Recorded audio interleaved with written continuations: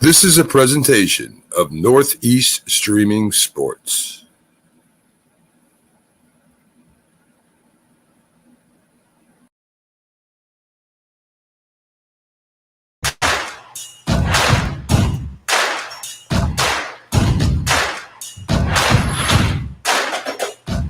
Hey guys, Keith Engel for TGI Sports Talk College Football Huddle. How are you guys tonight?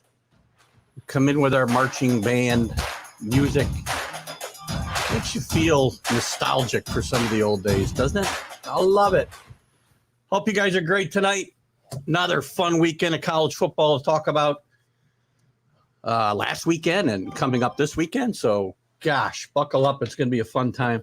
Listen, I want to thank, again, all the groups that will allow me to share this video later on, all of you that show up live today. Certainly, we welcome your comments. And if I'm sharing it to the groups, guys, you're going to get some really good, relevant content. I'll have Mark Mancini on with me in a few minutes. Guys, tremendous week last week in college football. We had some big upsets. The Pac-12 has been put in its place. By my estimations, BYU is in first place in the Pac-12 South with 3-0 record. So we'll dive into that a little bit. We obviously had Notre Dame, again, not playing that great. We had Georgia playing pretty well. We'll hear from Coach Shane Beamer from South Carolina on that game. He won't be here live, unfortunately, but a lot of other news, too. Lane Kiffin's Instagram account, we'll talk a little bit about that. There's a lot to cover. And as always, I want to welcome in my cohort now on college football, Mr. Mark Mancini from Mancini Media. I was going to say good morning. Good evening and good afternoon, I guess, in your case, Mark. How are you? Well, I'll tell you, I'm always grateful and blessed to be a part of the two great shows that are sweeping this country. College football huddle here and that super grind on Sundays, that NFL show, man. So I'm blessed, man. You're the best, buddy. Well, we're always glad to have you here. I don't know why my background is still that. Let me see if I can fix my background here quick. I don't like that one. I changed my background for the opening and then suddenly, well, let me try something else. You got to tell a joke or something while I'm doing this. That's your job. Yeah, you don't ever want dead air on it, but I'll tell you, man, I heard the opening, and boy, you talk about the topsy-turvy, what happened last week and everything. The first shocker is Western Michigan coming into Pitt and beating Pitt in that wild one, 44-41. So once you think Pitt turns the corner, would go undefeated till they start, getting into the ACC round, and they lay an egg. So go figure. Hopefully they can turn it around against New Hampshire this week. Well, I hope they can pull that around. If they can't, then it's going to get a little ugly around there. That's for sure. A lot of big stuff. I mean, gosh, we'll start with the Pac-12 a little bit. I mean, my sleeper team and your sleeper team. I know you like Herm Edwards in Arizona State, and they laid an egg with 16 penalties against BYU. A BYU team that I said in the open seems to be the best team in the Pac-12 South right now. They've beaten 3 teams, and they've got more wins than any team against that the Pac-12 than anybody. And of course, my sleeper and kind of I was hoping Chip Kelly had kind of turned the corner, but UCLA pulls a stinker and blows 2 7-point leads and allows 2 75-yard drives in the last 7 minutes to lose to Fresno State. I mean, the Pac-12 all of a sudden is Oregon and everybody else again. The good, the bad, and the ugly. We'll start with your UCLA team. I mean, I've seen this dog and pony show for quite a while. I mean, even before Chip Kelly got there. I mean, years back they beat a Texas team, and then the next week they lay down against a San Diego State or something. And now you beat an LSU, and everybody walking around with the sissy blue T-shirts that Ed Orgeron made famous. And now you get a Fresno State team, and everybody's saying, well, wait a minute, Fresno State almost beat Oregon. Come on, you were favored by 23 points in that game. And you get in a shootout with them, you come up short, and here we are again. And, yeah, talking about ASU, you're not going to win games creating penalties like that. And, Herm Edwards is, he had a game like this last year against USC, opening game, and they had him down, and all of a sudden, the last 2 minutes or 3 minutes, USC started to make a comeback and rolled them. So, you can't struggle on the road. They got to fix it, and I think Herm Edwards will get back to the drawing board, man. They're not going to forget this game against BYU. Yeah, he's going to have to. I mean, sticking in the Pac-12 a little bit. I mean, these losses hurt Oregon as much as they hurt anybody else, because for the Pac-12 to finally get another representative in the Final Four college football playoff, they need that league to be stronger than what they're showing right now. I mean, again, UCLA looked great against LSU. Maybe it speaks to where LSU is. I don't know, but right now the conference is not strong enough for Oregon probably to put up a strong, even with that great win at Ohio State.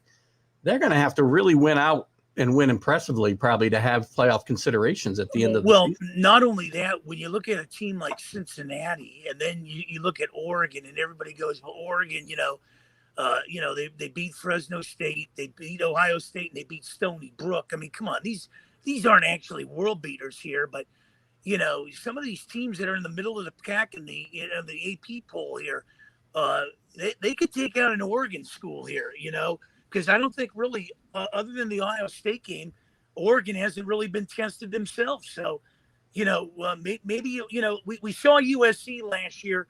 Everybody was feeling giddy out here in Los Angeles when they were rolling everybody and heading into the Pac-12 championship, and Washington couldn't show up, and here came Oregon. They thought, oh, we'll just bring our undefeated record into this thing. And, well, you saw what Oregon did to them. So I think when you look at the rest of the country, looking at the Pac-12, they kind of look at it with maybe eyes wide shut. It's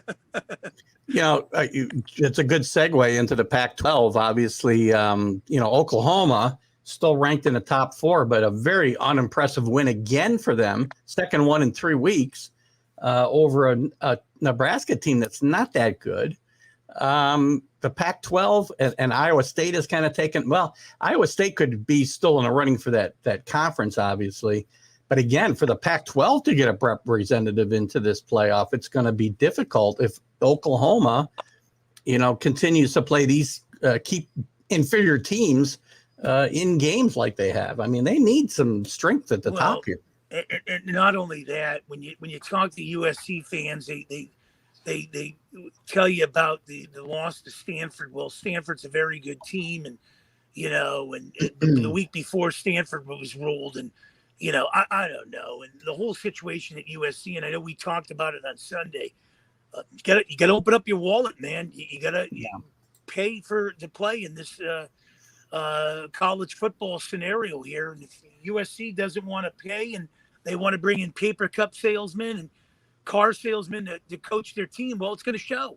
I mean, this is a team that hasn't won a championship in 18 years, and for a big school like this, put up or shut up, I always say. And, we'll find out, this interim coach, Dante, they might rally around with them. They beat a Washington State team. I got to see more of it. But we'll find out at the end of the year what they're going to do. Maybe they'll give him a good contract if he finishes above the Mendoza line. Good point. That's the problem. Again, we talked about it, and that's how they ended up with Helton for so long as it was. He came as an interim and did okay, and they felt they had to keep him for continuity. And I don't think they want to find themselves in that same. Not that they want to lose. Don't get me wrong, but if they run the table or have a really good remainder of the season, and I mean, you might find maybe he'll turn into the next great coach. I don't know, but do you really want to go through the same process again a second time now in a row? I think the problem at USC is they want somebody that they can control.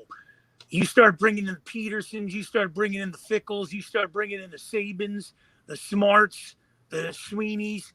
These are guys that are going to want complete control of your organization. They're not going to really respect you as an athletic director. They'll tell you to back up 6 feet. Let me run the program, go take care of the volleyball, the underwater basket weaving events at the school. And that's the problem here. Yeah, I agree with you there. It's going to be interesting to see what happens there. The other game, there's some other games of note from last weekend. I got to play this clip. Georgia looked really strong. Again, And I don't think Rick Sherlock's here tonight. I wish he was. He's probably waiting for his Philly cheesesteak. I think I said cheesecake one time. I don't think he wants a Philly cheesecake, but he's probably home waiting for that to come in the mail. I don't know. So we're gonna get it out to him, man. We start WWDB here October 14th. We've pushed it back a couple weeks, so cheesesteaks will be flying out of Philly going that way. Well, I do know that Rick will see this show at some point. He'll watch it, and I do want to play this quick clip because Shane Beamer from South Carolina's head coach had, I think, the best clip of the year so far when he gets asked, a silly question about Georgia's scheme. So let's just watch this real quick. And obviously they've got a really good defense. It's a lot of fun. What were they doing to maybe make things to go on the offensive side and maybe being able to get a push? Who was doing? Georgia's defensive line. What were they doing to maybe make things difficult on the offense? They've got like 100 5-star football players in their defense. They have a defensive lineman that weighs 340 pounds and runs better than everybody on this call. They've got 5-star defensive backs. They're big and physical and fast. I mean, other than that, they're really freaking good. That's why they have the top defense in the country. They're hard to run the football on. So there wasn't some magical scheme they came out with tonight. They got 5-star recruits everywhere, and they play really physical. Damn.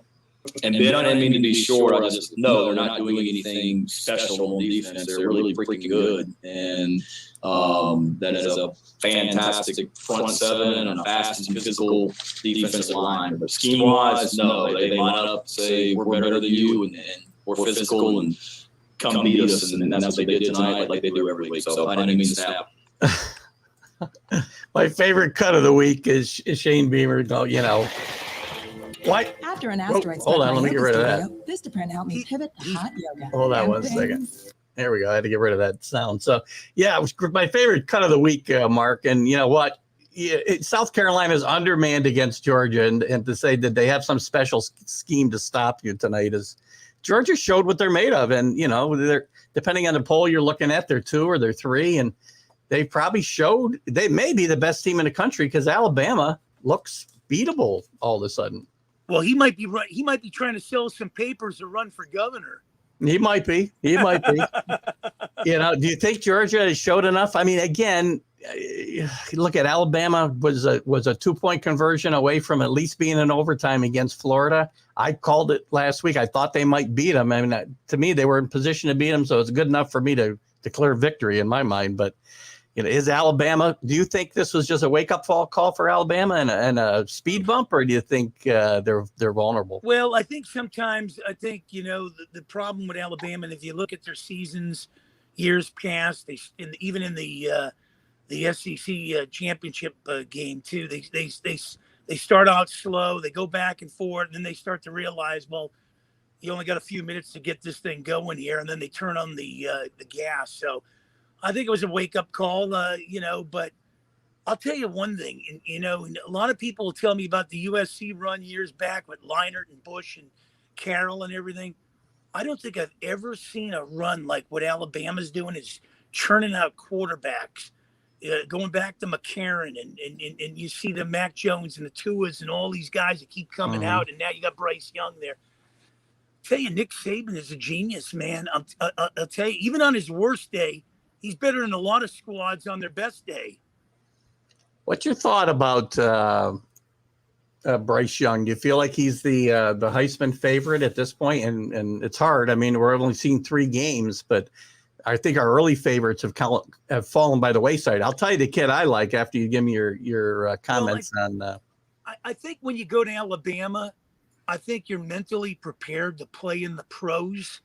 I think you're I don't want to say you're more educated to pick up the playbook a lot faster than some of these other guys at some of the other universities, but I think the education you're getting, if you took this and looked at it from an NBA standpoint, to learn from a Larry Bird, a Dr. J, the late Kobe, and Kareem Abdul-Jabbar, compared to learning from maybe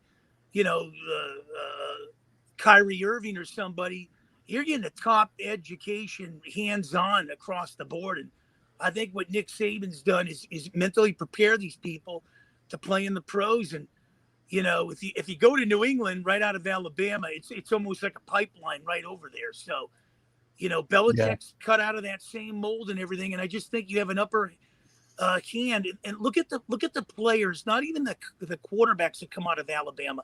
Just look at the players come out of there compared to some of the quarterbacks that have come out of USC going into the pros. It's a whole different ball game, man. I just think they're just mentally tough. And they're just ready to play professional football when you graduate from Alabama. Well, I mean, you're playing the SEC. It's almost like playing, AAA, baseball below the NFL. Obviously, we always have these debates. Can the Jacksonville Jaguars beat the Alabama Crimson Tide? Well, yes, the worst NFL team is always going to beat the best NFL or NCAA team. It's men against boys still, regardless of how you look at it.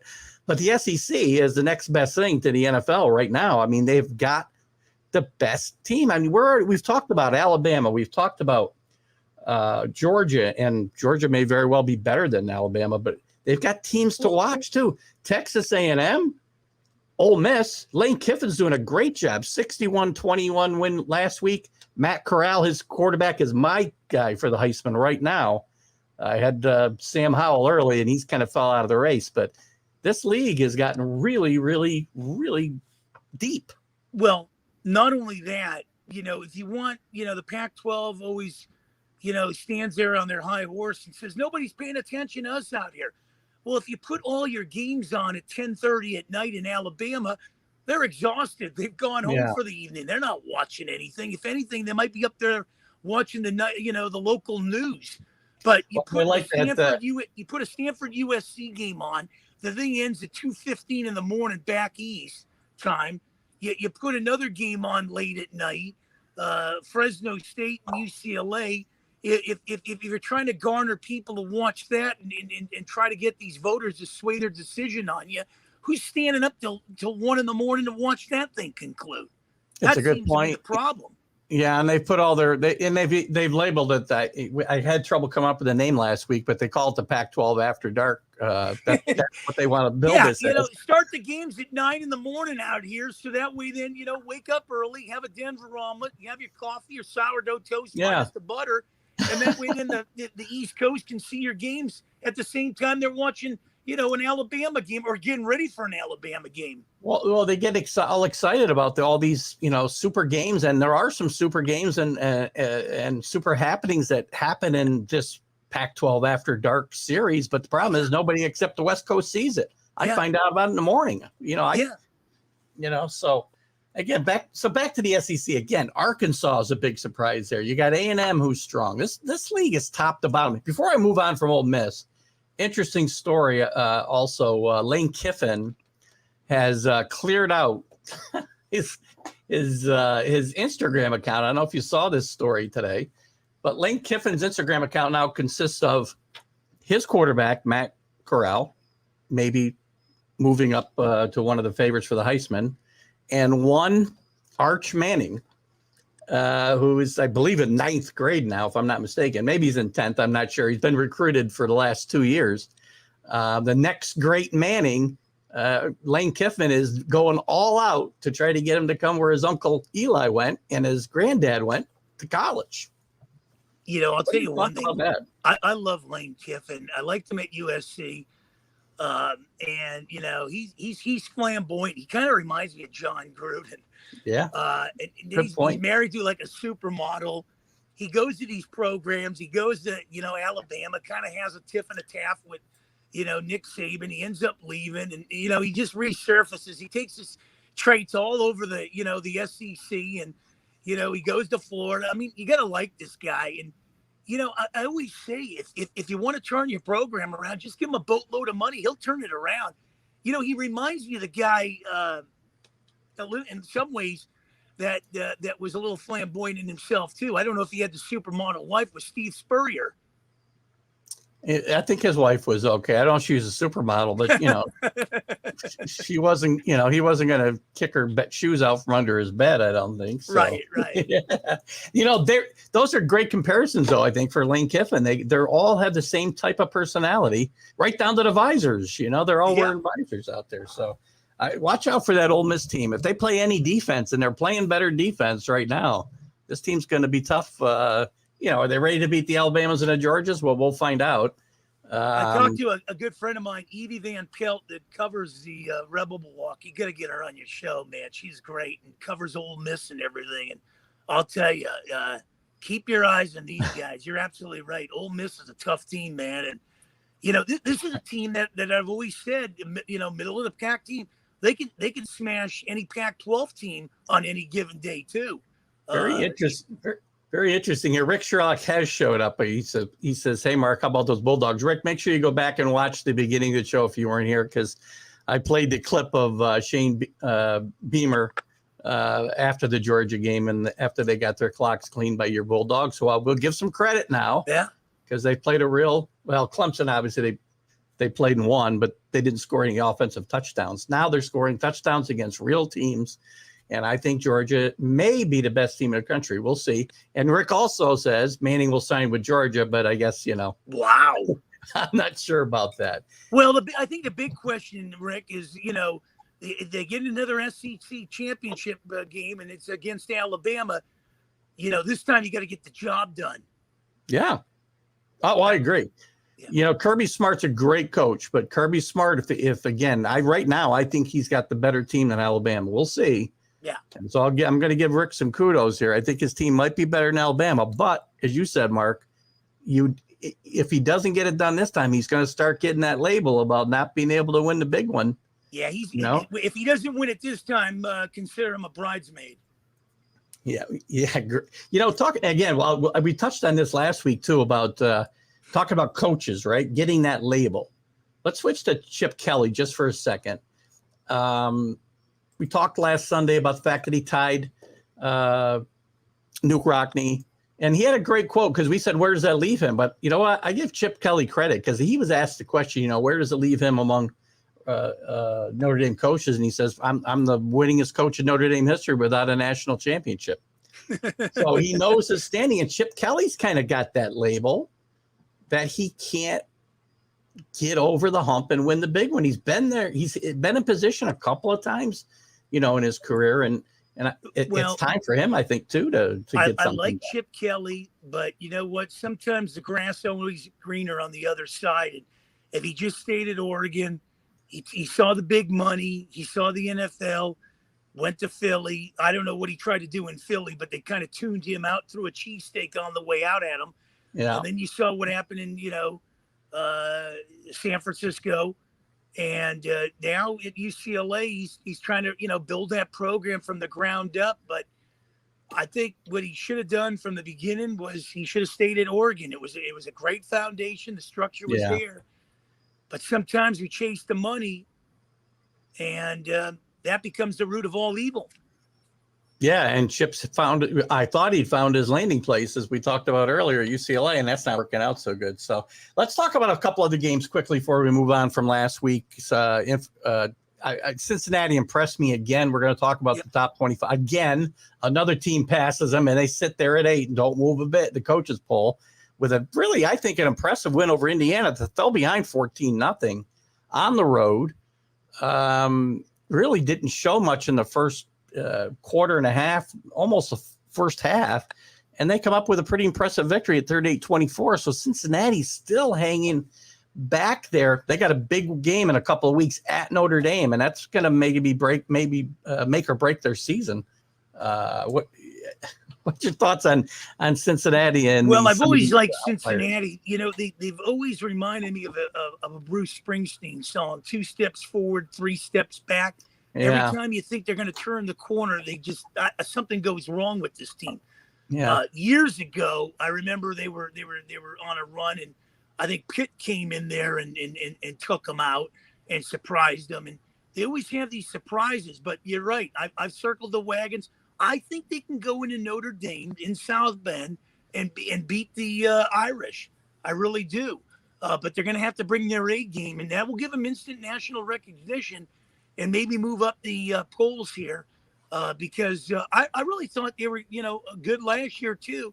They just, if you don't get in that top 4, it's a big problem. And that's why I'm always saying that you need to get this thing into a top 12 where you can bring 12 schools into the mix here and roll the dice. Yeah. Well, we're going to get there sooner than later. I think, you may see that. You may see it as soon as next year, I think. They just need to work. You can work out the TV details and get it done. One other game I got to talk about.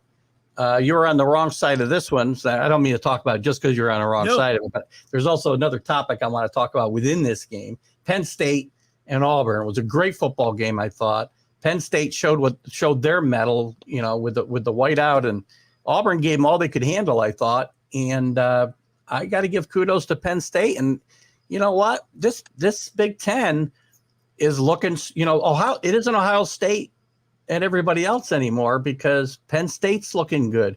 Michigan's 3-0, and I understand, we've been there before with Jim Harbaugh, and he's like 19-0 at home in September, and that's all he's played his home games against non-conference schools so far.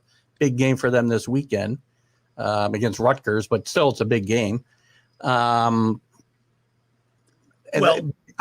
was really good. The league is much better right now. Well, I'll tell you, Penn State, and I go back to Penn State when Joe Paterno always had them right there. I mean, and then we saw after the Paterno era, they kind of put it together. Then they kind of slipped back a little, and now they're trying to get back again to the.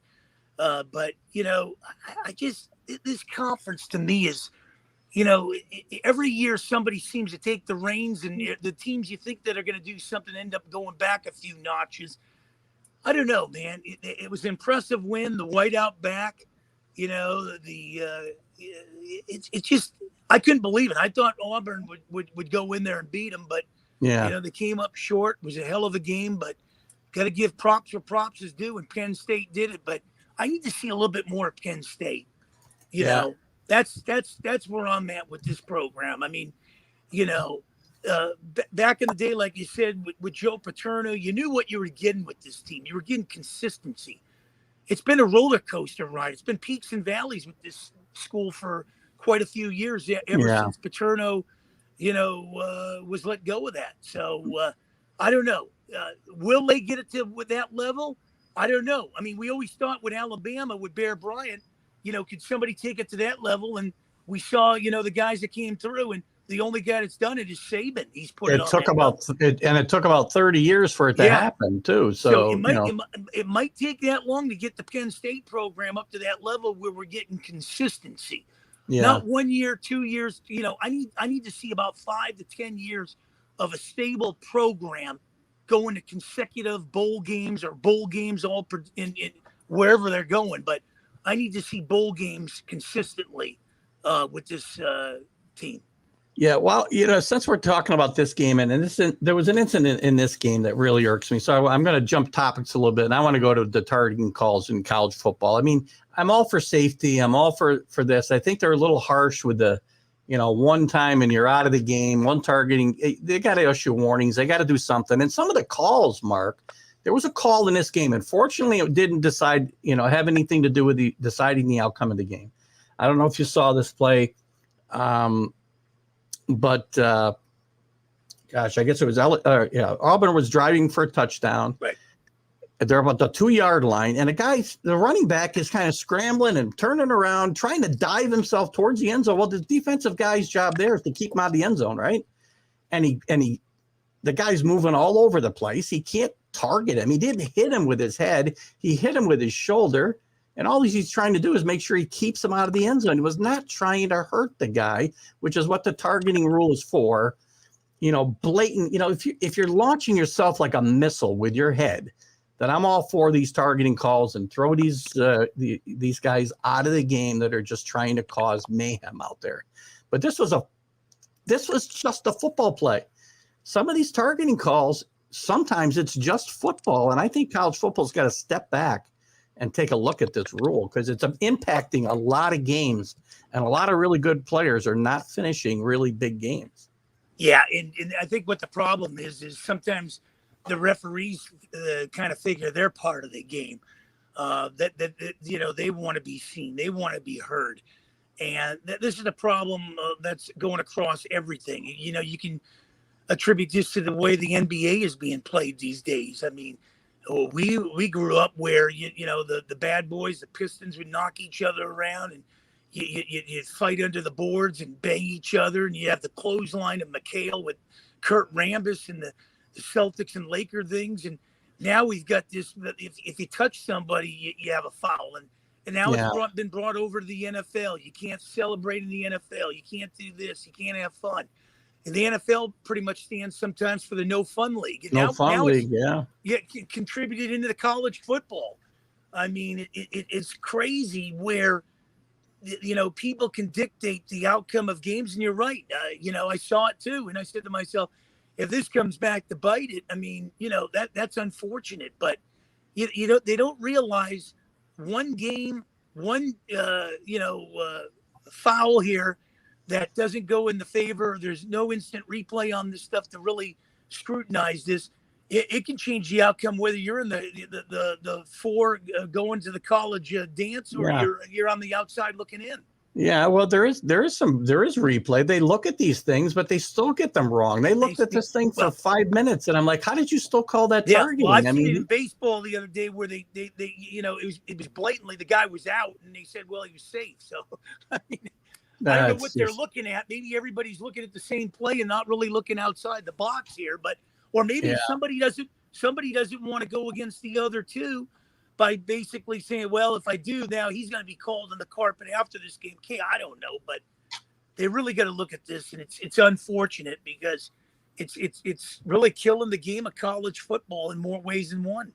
Yeah, I want to keep guys safe, but again, the rules gotten out of control. I mean, I go back to the first weekend of the season. We talked about Ole Miss earlier. They played Louisville. In the first half, there must have been 10 targeting calls.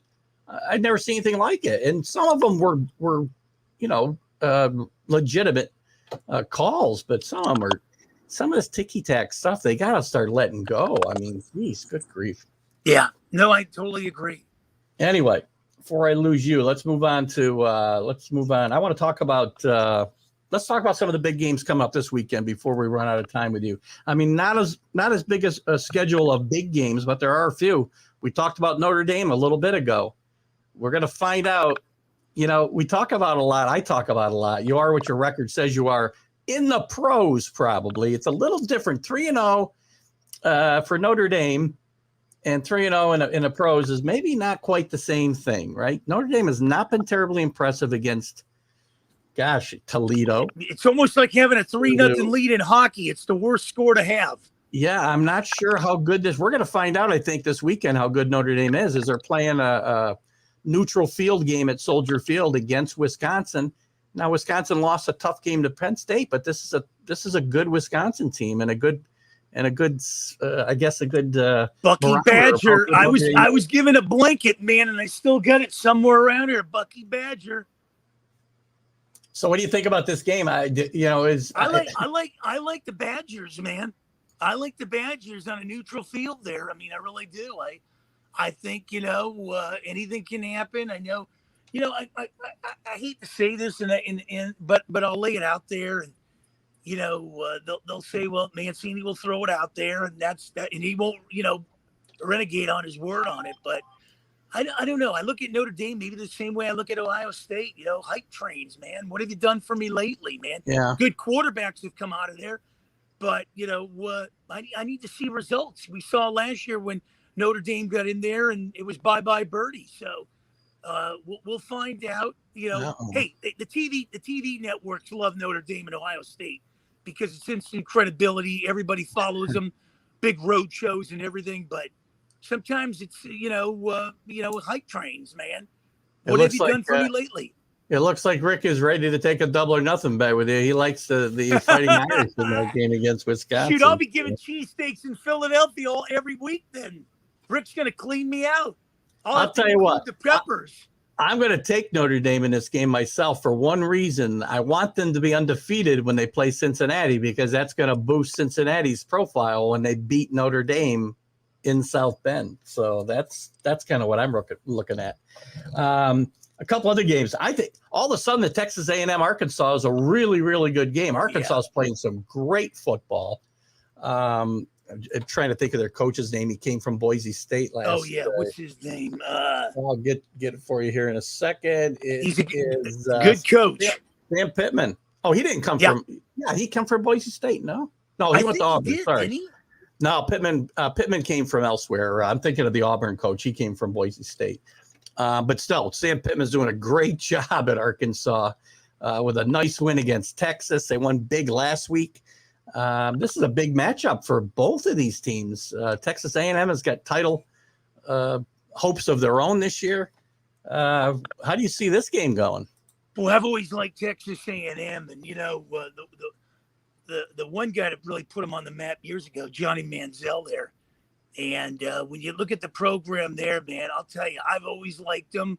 I thought they were good a few years. They should have got in that Fatal Four, but they didn't because, like I said, people like the big schools that travel well. So, but I don't know, man. This is a toss-up. But if I had if I had a gun to my head on it, I'd probably go Texas A&M.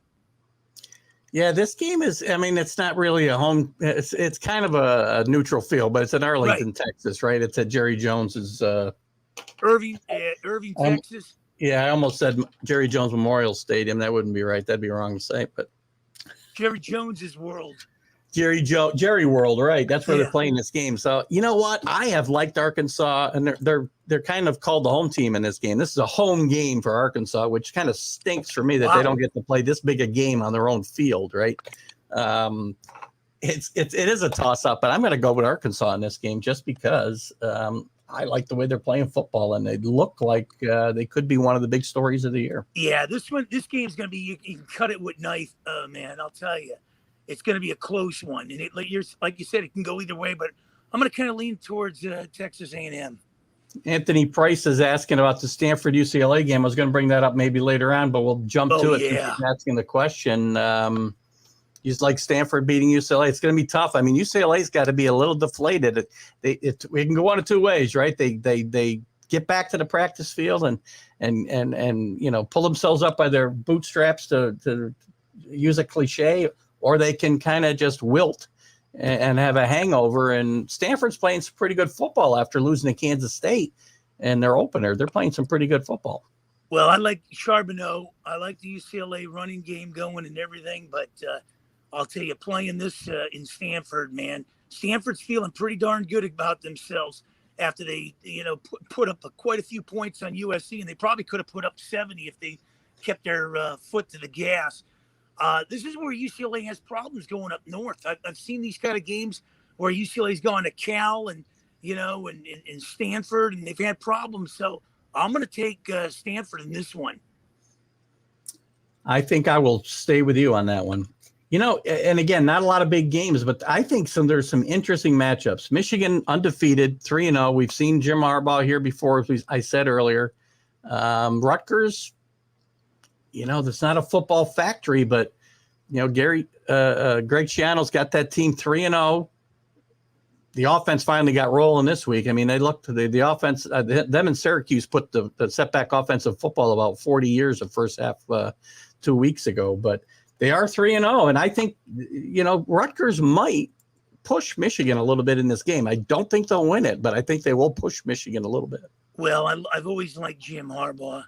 He's taken his lumps against Ohio State, can't beat them, but he's brought the respectability, and now he's got them undefeated. I think they keep the trend intact, and more power to him. I'd like to see him do something and get in that fatal four-way here, and roll the dice. It's been when you look at Harbaugh, he's built programs across the board. When you looked at the San Francisco 49ers, built that. Yeah. And, it's taken a while at Michigan, but he's kind of laying his foundation there. When I look at what Harbaugh is doing there, it kind of reminds me of what Gruden's doing with the Raiders. He kind of tore it up from the inside out and doing it his way. So keep your eyes on the Wolverines, my friend. So you think Michigan, and as the banner says, you think Michigan and Harbaugh are finally for real and will make some noise in the Big Ten. Yeah, I will put my stamp on that one. I really like him, and he's a class act. I had a chance to meet him years back, and just before he got married. And he's a great guy. I like his upbeat personality, and man, I'd play for him. Yeah, I like Jim Harbaugh, and he's had a tough time there. I want to see a few conference games before I kind of go overboard, but I want to say hi real quick, and I know we got to get to some more games before we let you go, but yeah. I want to say hi quickly to John Gonzalez. John runs the Sports Authority group, and what a great group! I got to tell you, Mark. If you don't belong to the Sports Authorities, go to Facebook. I got to get in there. Let me get in there, follow John. the site. And John's got some great stuff. He lets us share the shows. I love you, brother. You're like my agent, man. You just open the door. He's a good man, John Gonzalez. He won't come up for our little happy hour, though. I can't get him to drive up from the big city here to Smallbany, but we'll get him up there. And John likes Harbaugh's coaching acumen as well. So thanks for joining us tonight, John. Great guy. Big game. You know what? Again, it doesn't sound like a big game, but Clemson is really struggling along. I mean, they struggled last week with a Georgia Tech team that's not that good. Only beat. I think Georgia Tech was in position to win that game late, or at least tie the game late. They've got an NC State team that's undefeated this weekend and maybe a bit underrated, and they're playing at NC State. Is this a spot Clemson needs to be careful? Could be a trap game, man. Yeah, could be one of those games you got to watch out. The Wolfpack, man. This is it could be a trap. You gotta. These are the kind of games you circle when you're on a nice little roll. And I know Clemson's been struggling of late, and they've been not where Dabo Sweeney wants them, but you got to watch out for these games, especially on the road. Yeah, I misspoke. NC State is 2-1, but it's still the point is still germane here. They got to be careful. I think Clemson will win another nail biter. Again, I said early after they lost, and they didn't look good. I mean, Georgia won the game. Neither team looked great on offense, obviously. And I thought Clemson needed to win games by 40 points the rest of the way out to have a chance at that playoff, and because they're not going to move up out of that nine spot, just squeaking by some of these second division teams that like they've been doing here. So exactly. And that's where when you go into a game like this, you got to circle the wagons and say, hey guys, we got to have our heads on a swivel here and make sure we're paying attention, because the minute we're not paying attention, we're going to suffer a loss, and they're going to be 3-1. Yeah. Well, let's do this, since I know we're going to lose you here in a couple minutes. There's some other games that I like, but let's do this. Let's do our dead solid lock and our surprise pick of the week. So give me your dead solid lock pick this week. Well, I think it's Pitt over New Hampshire. Wow, you're really going off the. Don't go too far on a limb there, Mark. Yeah. I mean, you got to wake up after you lose to Western Michigan. This is the lock in Pittsburgh, man. Definitely. You need to take care of business, even though there's not really a rivalry here. This is the lock. And don't be surprised. Man, oh, man. I wouldn't be a bit surprised the game we just talked about, North Carolina beating Clemson. North Carolina State beating Clemson. That's a good call right there. I'm going to give you my dead solid lock pick, and that's Fresno State to just annihilate a bad UNLV team on Friday night here. Fresno State has now moved into the top 25 in the coaches poll, so they've done. You know what? That's a good football team, and they can score some points. So yeah, and they weren't too bad years ago. I mean, they were right in the middle of this whole thing with Carr and all those guys. Yeah, and my surprise is going to be, don't be surprised if Rutgers is in a position to beat Michigan late in that game. I'm not saying they'll win a game, but they'll be in position to win that game late. Little Appalachian State beating Michigan, huh? Rutgers is a better program than people give it credit for, especially when Greg Schiano's at the helm there. It's the one place he can win football games. So you're absolutely right. So what else, Mark? We got a couple minutes left, or 1 minute left with you. Give me one other takeaway you want to either got from last week or something you want us to look for this week. Well, I'll tell you, I think what you're looking at with Stanford, they're starting to put it together now.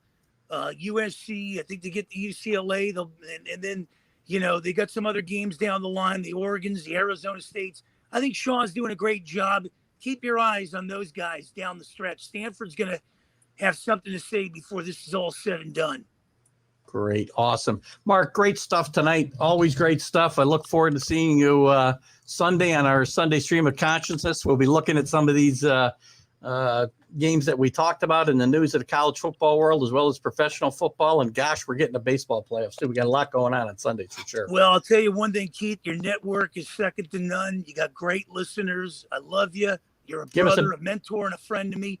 And I'll look forward to seeing you on Sunday with all these great listeners. Absolutely. Give us one big plug on the way out. What do we got to listen for from Mark Mancini this week? Well, Anything? October 14th, WWDB AM 860 out of Philadelphia, Pennsylvania. Marianne Costello, Sal Tartaglia, and myself will be ripping up Philly. We'll be talking Ben Simmons wants out of Philadelphia. Trying to find out from Doc Rivers what's going on there. Are the Eagles for real? And we'll start previewing the Flyers. Not the hockey season, Bullets, but the Flyers. Oh my gosh, hockey season! I got too much to cover now. My gosh! All right, Mark. Thanks for coming in tonight. We'll talk to you next week. God bless you, my brother. I love you. Love you. Bye bye. All right, guys. Mark Mancini for Mancini Media. Always fun to have Mark on the shows. We're going to continue along here. So I know I missed a few. I'm going to go back actually before we go on and do anything else. I know I missed a few things. I want to welcome you guys. I didn't get a chance to say hi to Dave and Mickey. Thanks for popping in, guys. Rick, we said hello to you. I know Anthony Price. Thanks for coming in this tonight. We got you your pick on Stanford and UCLA, and of course John Gonzalez. Again, thanks for coming in. Rick had asked me about. I do realize it's a little off topic, but I want to let him know that I had a really good interview with Ed White yesterday. Ed White from the Vikings and the San Diego Chargers. I know Rick is interested in him from a Viking standpoint, as that's what he's a big Vikings fan. But that interview will air live on tape Friday. I'll do my intro and closing remarks live, but I taped the interview with Ed White last night. So, and a big star, by the way, to turn this back to college football. Ed White was an All-American defensive lineman. Rick, you probably knew that. I was surprised when I did a little research on Ed that Ed played was an All-American defensive lineman in college at Cal. So that was we had a lot of fun last night. So I appreciate you bringing that up, and we'll certainly talk about it more. Guys, let's take a quick look at the coaches poll right now. So, and guys, any comments you want to bring them up. We'll talk about whatever you guys got to chat about. I'm going to go through the games this weekend a little bit more in depth.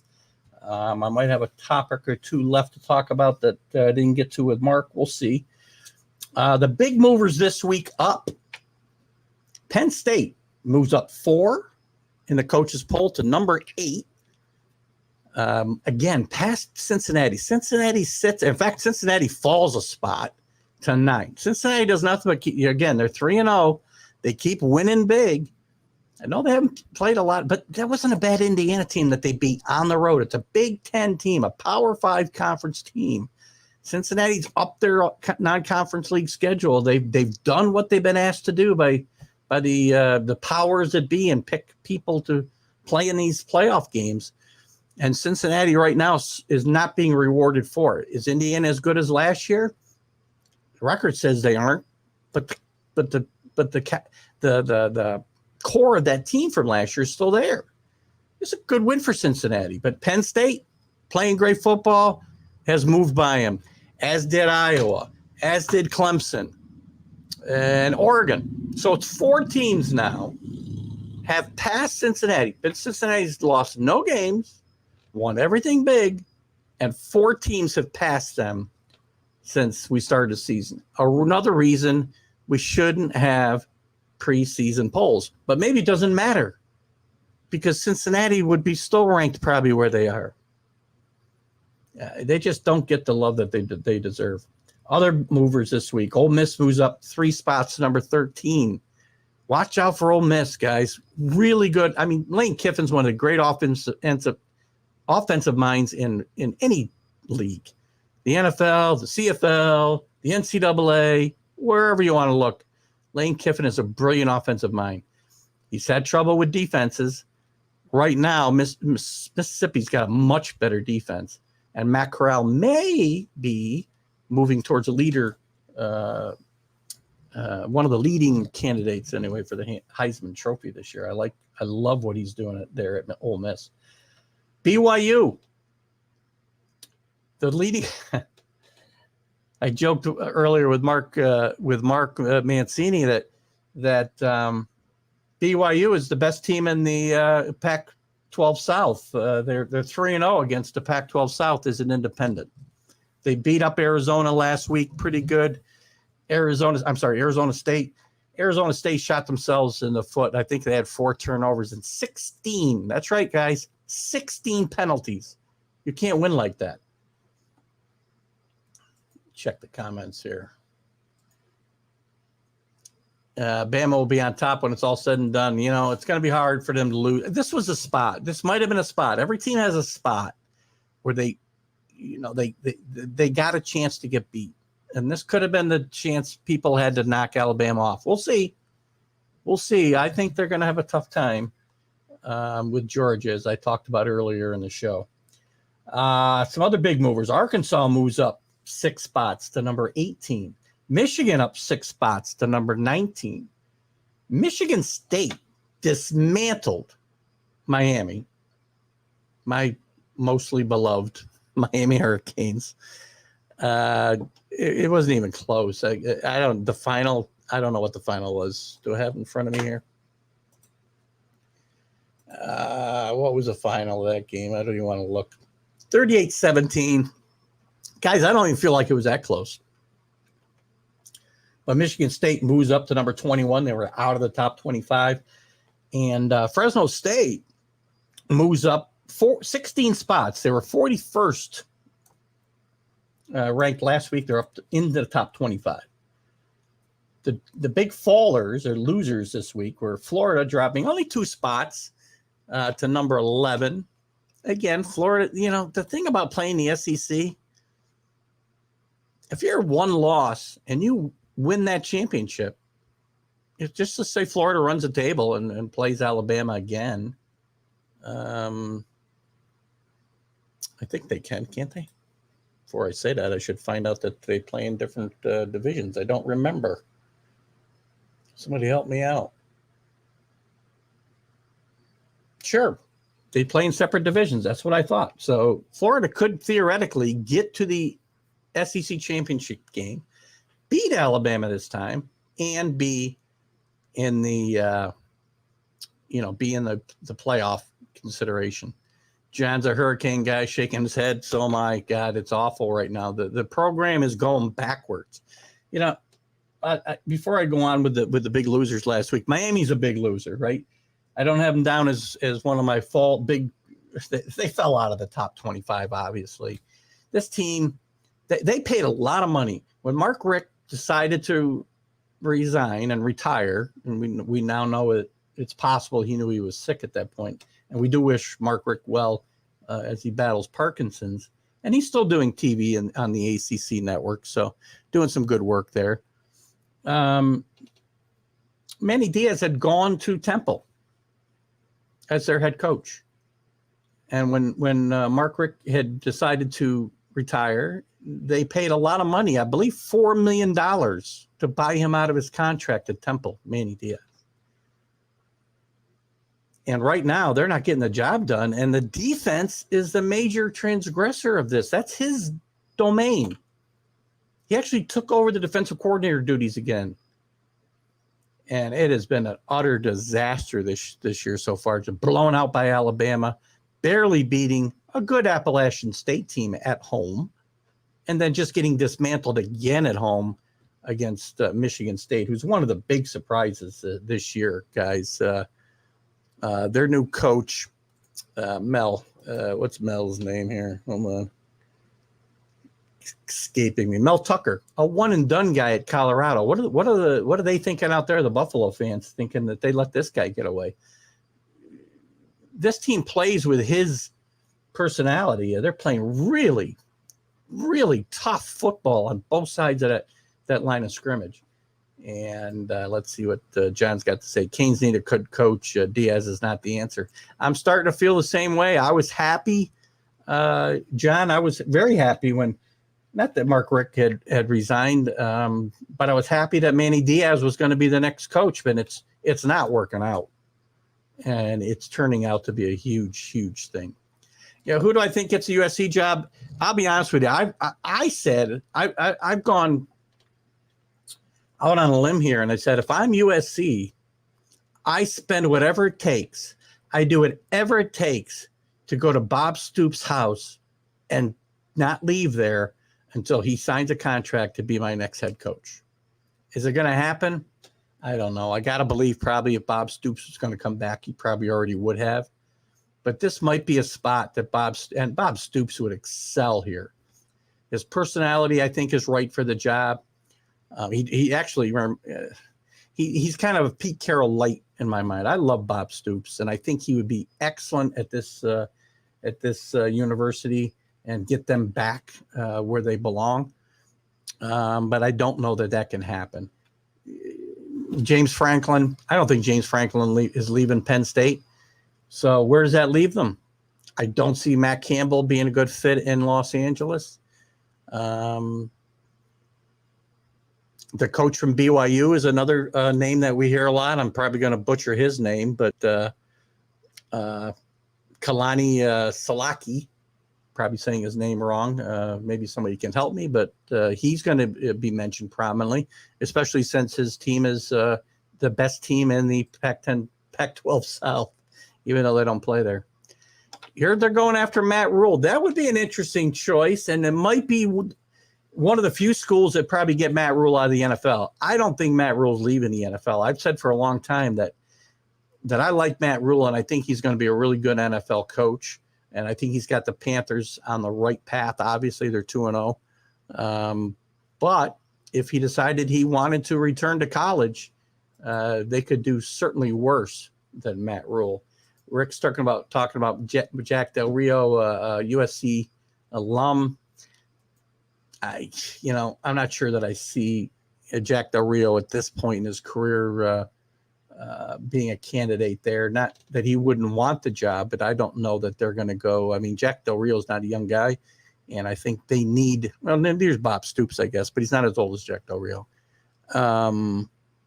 Good football coach, and if they want to stick, USC likes to go to their USC guys. They always have, and that might have changed a little bit since the Mike Garrett's and the Pat Haydens and Lynn Swans are not the ADs there anymore.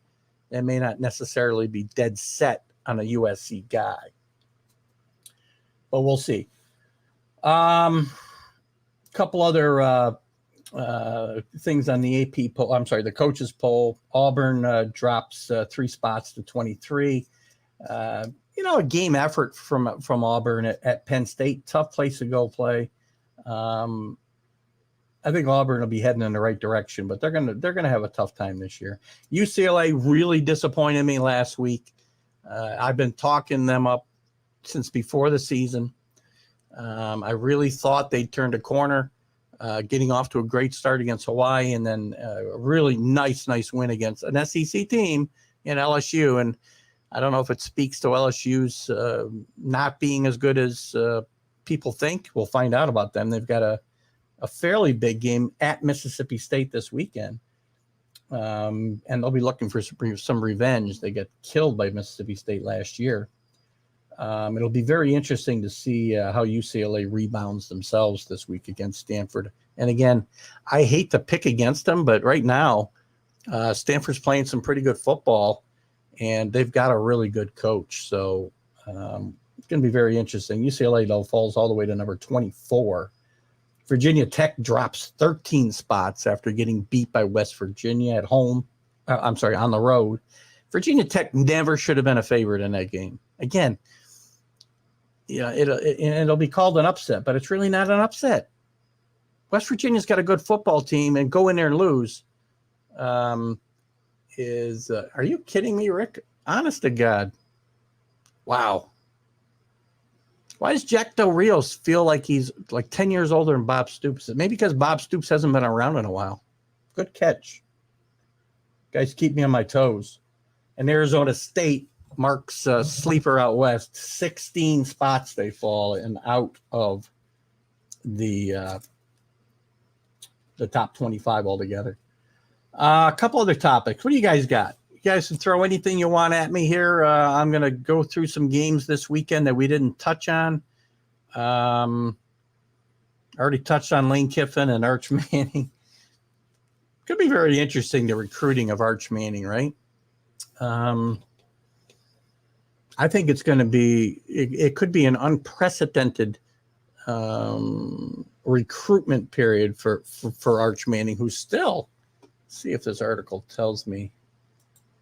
I mean, I think he's only let's see what he is. Second high school season. He's 16 years old, guys. He's a sophomore in a high school, and he's already being recruited heavily. I mean, that's not surprising, but he's been being recruited this way since he's in 8th grade. He's going to have unbelievable pressure on him, man, when he gets to the NCAA. He really is. Probably, and I know Rick thinks he's going to Georgia. I don't think anybody can predict where he's going to end up. SEC would be a good bet, given on his family's history. His grandfather played in the SEC at Ole Miss, obviously. His uncle Eli at Ole Miss. His uncle Peyton at Tennessee, and his dad Cooper at Mississippi. Cooper, by the way, guys, talking about college athletes, Cooper Manning was probably the best, most talented. He wasn't a quarterback. He's a wide receiver, and he got hurt during his college career, but he was probably the best athlete of all the Manning brothers. And if he'd stayed healthy, who knows? Let's see what John's got something to say here about Arch has it all: size, arm, pedigree. You know, maybe, hopefully that stuff's all good too, but he better have, the right demeanor, the right fortitude, because the pressure on this kid is going to be amazing. That's why he may not go to Ole Miss, and he may stay out of the SEC altogether. I don't know, because it's going to be tough. It's going to be really tough for this kid wherever he goes. And especially if he stays in the SEC or goes to one of the schools that is, his family's been at Ole Miss and Tennessee only. It'll be interesting to see how that goes. I do agree that the kid has got everything going for him, John. Be very interesting to see what happens there. Let's take a quick look at some of the games this weekend that we didn't talk about with Mark Mancini. We'll just go through them quickly. If you guys got some things you want to chat about, games you're interested in, we'll chat about them. In the top 25, not a lot of big games. Georgia's got a Vanderbilt. It's almost a bye week. Rick, you're traveling to Vanderbilt. You should be in great shape. Penn State's got Villanova. Wisconsin and Notre Dame, the big game of the weekend. On my mind, both these teams need this victory badly. Wisconsin, after losing at home to Penn State, they can get themselves the ship righted a little bit if they can win this game being played at Soldier Field. And Notre Dame, if they want to show that they're a legitimate contender, this is a place they've got to step up and win this game. And this is a game, again, if Notre Dame doesn't win by 25 points, this isn't a big deal in this game. You can win this game by 1, and it's a good victory. But it's a place I think Notre Dame has certainly got to step up. Coastal Carolina gets UMass. Coastal Carolina having another good season.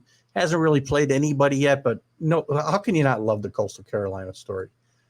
I did have Army to bring up, so I'm glad you brought them up, Rick. We'll talk about that right now. They do have Miami of Ohio. Jeff Monken, great job. That game is at Army, by the way. And I say it every week, guys. If you get any chance to go to a football game and want to go through, just live through a great experience, go to West Point and watch Army play a home game. But get there early and watch all of the pomp and circumstance that goes on. Staying with the armed services teams, Navy will be playing at Houston. Navy's going through a tough time right now, but I'm confident that at some point they'll get it back going, because they've had a great run over the years with and I'll never say his name right. Ken Numa Hatatola. Can't say his name. Never could, never will. Great football coach. Had a couple chances to leave. Had a chance to go to Arizona State. Had a chance to go to Houston. Had a chance to go to Georgia Tech.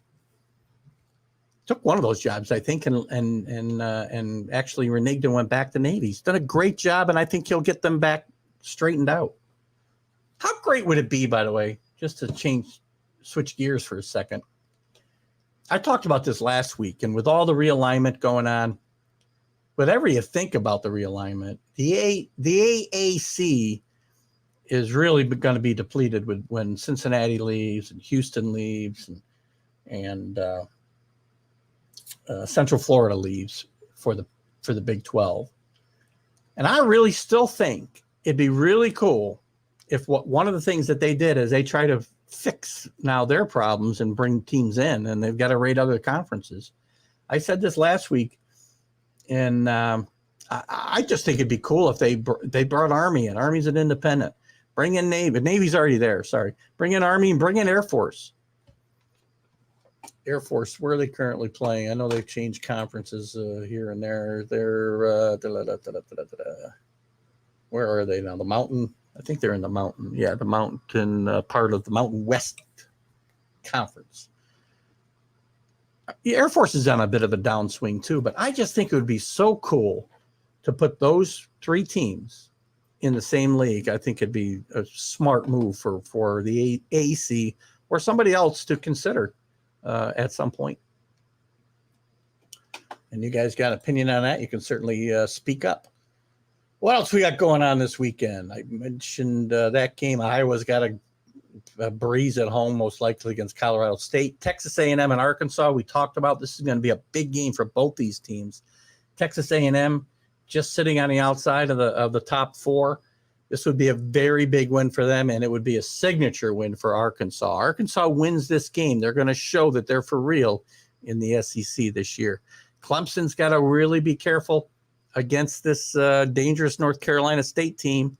It's going to be very interesting what goes on. Clemson has really, really struggled on offense this year. I think they've got one passing touchdown. Man, you know what? They thought they were going to go seamlessly from Trevor Lawrence to DJ. You know who I mean. And it hasn't happened. He has not played as well as he played when he stepped in for Lawrence last year, partly because they don't have the parts around him, of course. Iowa State, one of my sleeper teams in the beginning of the year, will play a 3-0 Baylor team at home. I'm sorry, at Baylor. And they better be wary there. Rutgers, as I said, I think will lose to Michigan, but I think they'll be in a position to win the game late.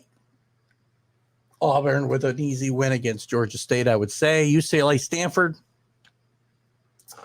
I know Mark picked Stanford to win this game. I'm gonna go with UCLA to bounce back in this game. I just feel like they're too good. And I think last week was it was a shame the way they let that game get away from them. Florida, Tennessee. Florida's got to be careful of a hangover here. Tennessee's 2-1. They lost to Pittsburgh, which doesn't look so great with Pittsburgh's loss last week. But Tennessee is starting to make some improvements with Josh Heupel there, and I don't know that they're ready to compete and win at Florida, but we'll see how that goes. Here's a man after my own heart. Jeff, hope I say your name right, Jeff.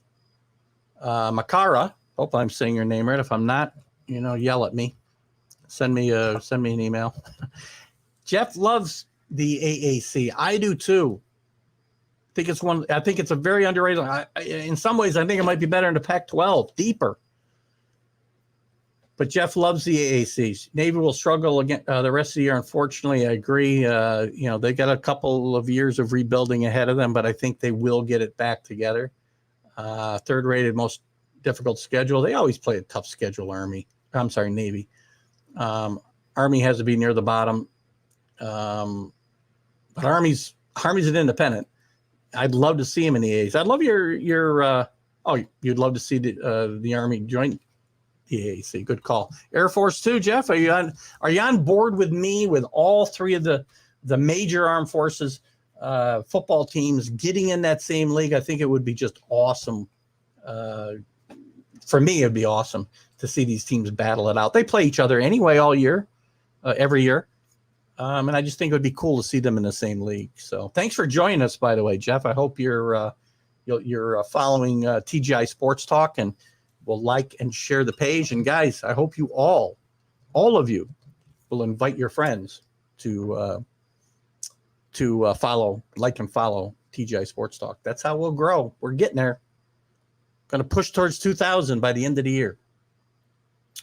What else we got going on this weekend? Interesting game, I guess. Nebraska gave Oklahoma a scare last week.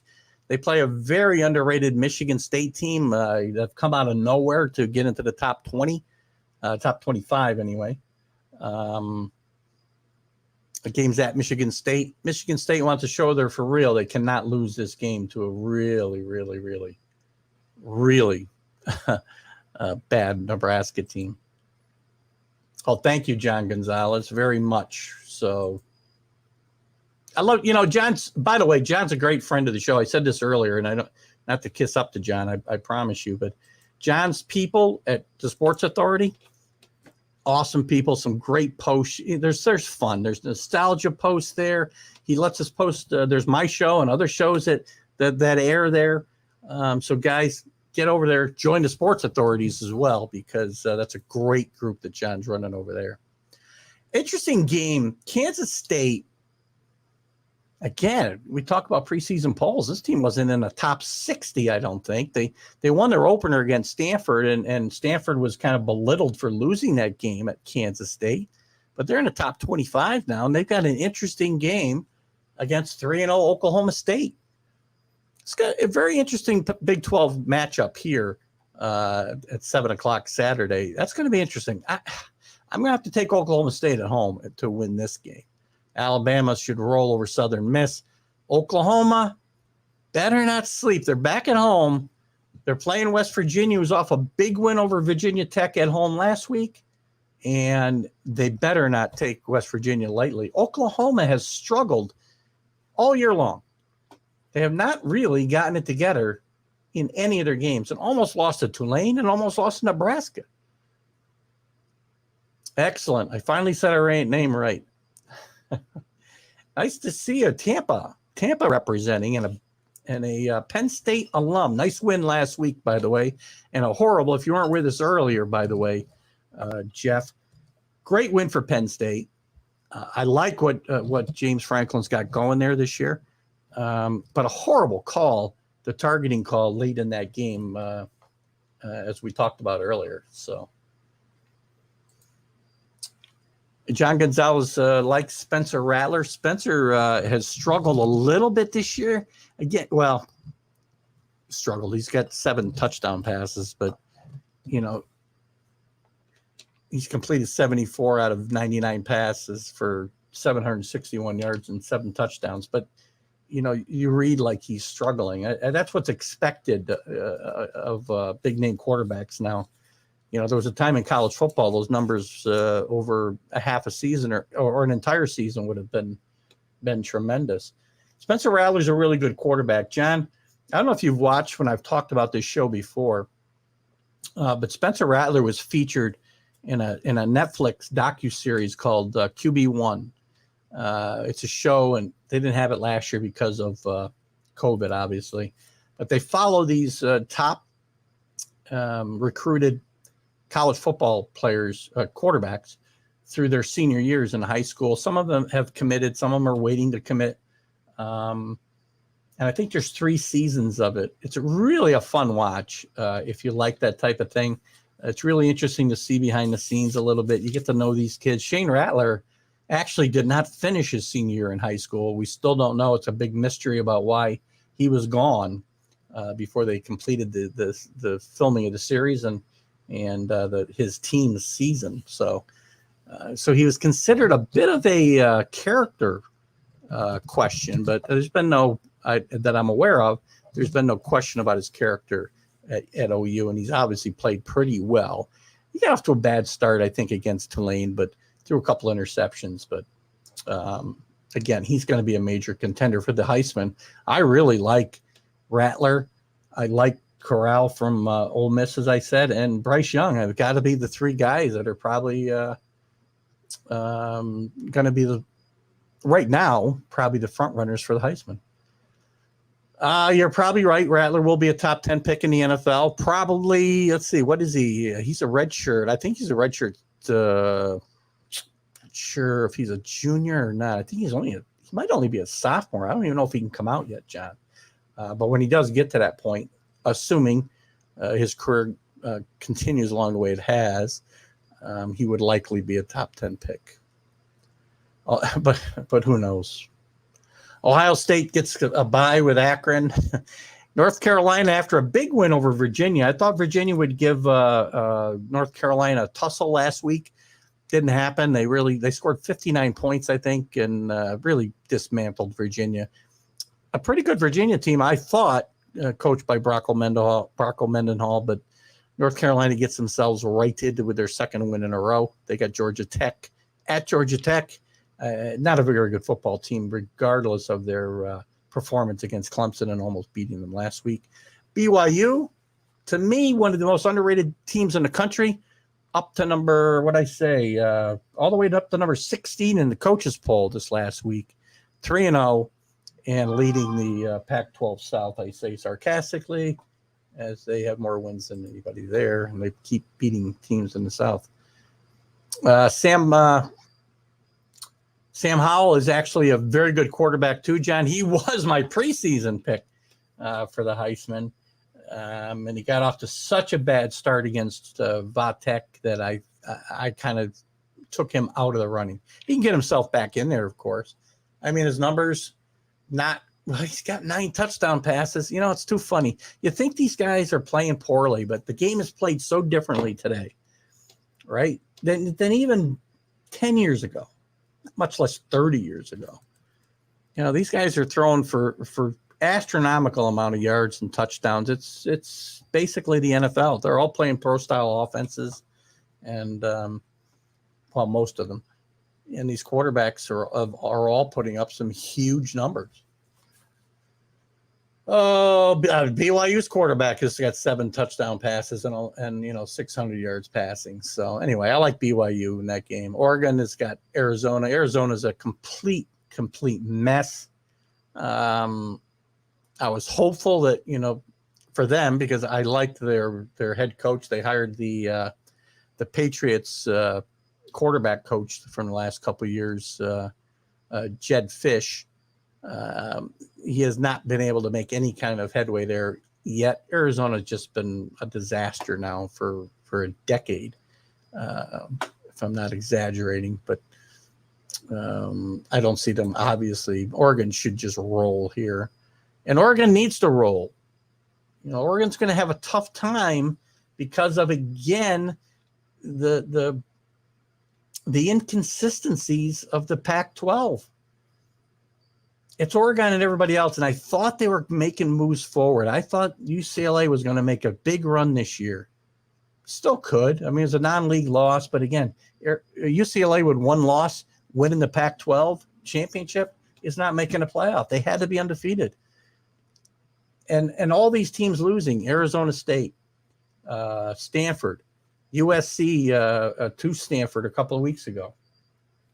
This all hurts Oregon, because this league has been pulling down the better team, the best team in that league for years, or most years, when it comes to the playoff. So Oregon really needs to continue to win and win big. Anything off the top? I know we mentioned the service academies. Any other games out of the top 25 you guys are interested in? Carlos isn't with us. His Middle Tennessee team is 1-2. They got Charlotte this week. Wake Forest, Virginia. Interesting game. Wake Forest off to a 3-0 start.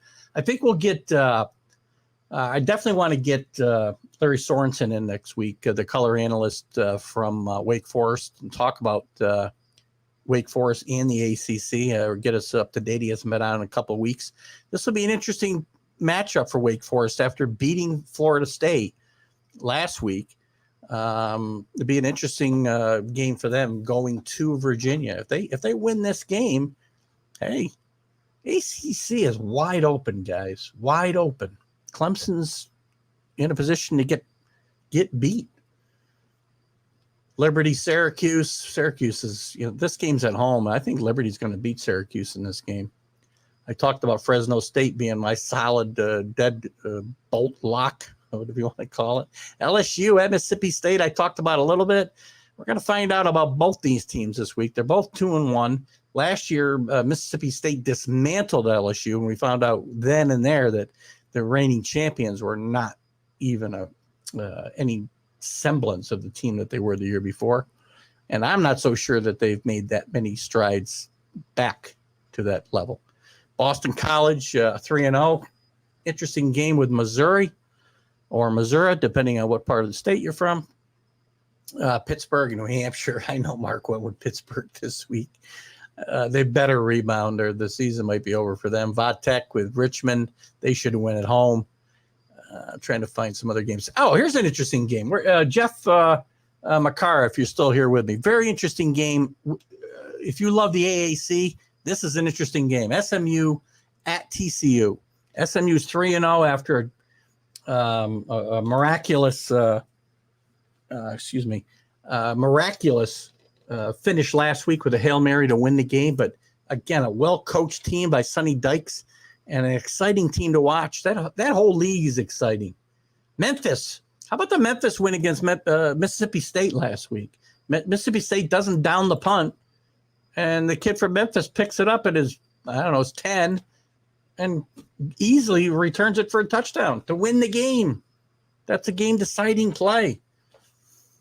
Crazy stuff happens in that AAC. I love it. Texas Tech at Texas. Interesting matchup there. Texas with Steve Scarsazians. We're thinking they're back. Arkansas beat them up a couple of weeks ago. Texas Tech's 3-0. Be a very interesting game at Texas for this game in Austin. We talked about Army. Boise State played better football. They got beat last week. I shouldn't say they're playing better football. They've got Utah State. That's always an interesting league. Miami, John Gonzalez. If our Miami Hurricanes don't win by about 50 this week against Central Connecticut, and Manny Diaz ought to get fired on the spot. Coastal Carolina, we talked about. Toledo, Ball State. Washington State, Utah.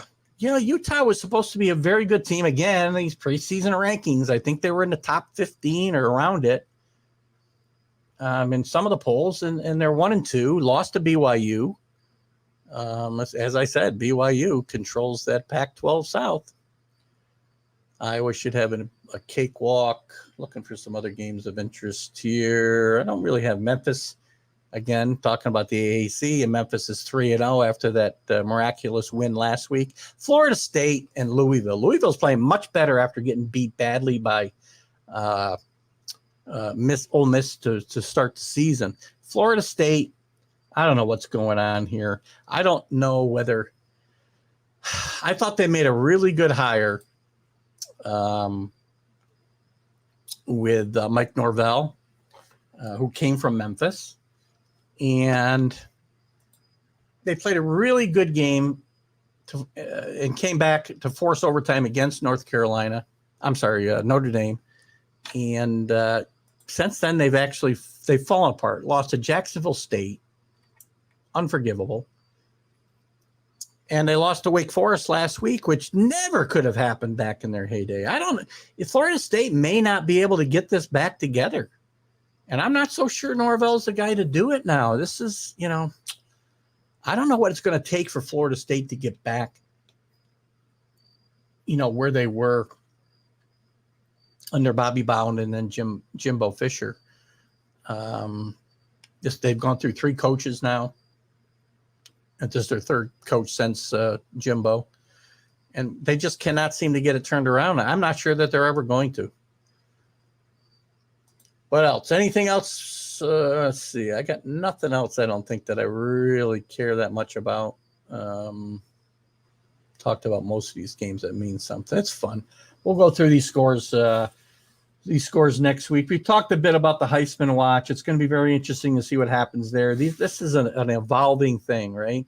You got favorites, they fall off, they come back. Sam Howell, John Gonzalez mentioned, very well could get back in the race now that he's back. North Carolina's back winning games. He's back playing well after getting knocked off course by Virginia Tech. Tough spot to start the season for North Carolina. Oh gosh, what else, guys? What else we got going on here? How about this? How about? And I like your opinions on this if you're still with me. So here's the teams that to me are they showed themselves to be pretenders last week, or they showed themselves to be contenders. On the contender side, I think BYU really showed last week and have shown several times as they've beaten 3 teams now from the Pacific 12 or Pac-12. As an independent, they play one of the toughest schedules in football. And I think they've made themselves a contender. If somebody from that group of 5 or that group of 6, if we count the independents, right, is going to make a run, it might be BYU or Cincinnati, obviously, who's undefeated. Watch out for BYU coming up quickly. And as I said, Cincinnati just keeps getting bypassed in the top 10. It's just crazy. Ole Miss, I think, has shown that they're for real. Arkansas, I think this week will show whether they're a contender or a pretender. And then Michigan State, I got to see a little bit more from them and see what they do once they get a little bit deeper into conference play. The pretenders to me that were obviously exposed last week, UCLA, who I was all over, Arizona State, who Mark Mancini was all over. He loved their chances. I just think Arizona State, I love Herm Edwards.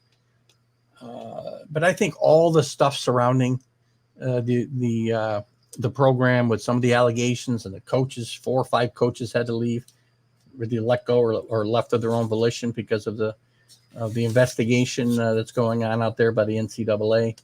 I just thought it was too much for that program to overcome. And Virginia Tech losing to West Virginia shows that they are not somebody that's going to be a contender. To me, those were the winners and the losers out of last week's games.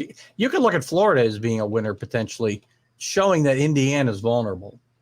And I think it's possible that they will pull an upset there. So lots to talk about, guys. We're going to talk more about, ranking some of the conferences. I didn't get that this week. We will next week, I promise you. We'll get to more of that as we get deeper into the season. We're going to talk more about the Heisman. We're going to talk more about some of the top jobs as they start to see. USC obviously is open, and we'll continue to talk about that as we did tonight. But I hope you guys will like and share the show. Get your friends, invite them to TGI Sports Talk. I love doing this show.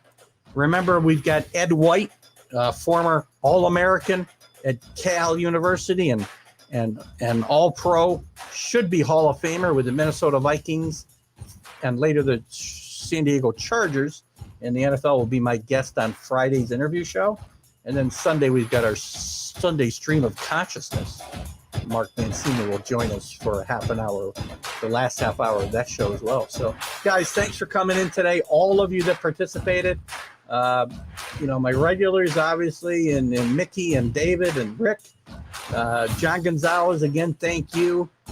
Jeff, thank you for coming in. Makara, happy to have you in. Hope we see more of you on the shows. Love having guys from Tampa.